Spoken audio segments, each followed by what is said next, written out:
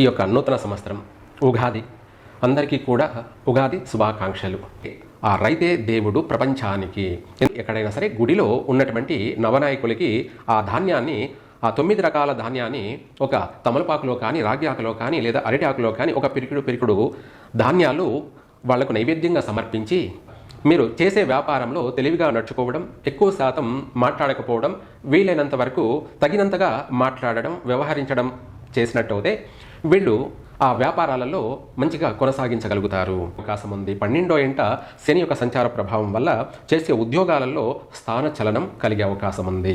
మేషరాశి వాళ్ళకి కొన్ని విషయాలలో, ఆర్థికపరమైనటువంటి విషయాలలో బాగున్నప్పటికీ, ఆరోగ్యపరమైనటువంటి విషయాలలో, అలాగే మాన అవమానాల విషయాలలో ఎక్కువగా అధికంగా శ్రమపడినా కూడా నిందలు అధికంగా ఉన్నాయి. కాబట్టి ఇంట్లో ఒకరికి సరిపోకపోవడం, ఒకరి మాట అంటే ఒకరి పడకపోవడం, ఇటువంటివి అధికంగా కనబడుతున్నాయి. కాబట్టి వీలైనంత వరకు మీ యొక్క మాట మాట్లాడేటప్పుడు ఈ మాట వల్ల ఎన్ని అనర్థాలు వస్తాయి, ఏమి మాట్లాడాలి, ఏమి మాట్లాడకూడదు అన్నది మాత్రం తూచా తప్పకుండా పాటించండి. అన్ని విధాలా కలిసి వస్తుంది, మంచే జరుగుతుంది. సర్వే జన సుఖినో భవంతు.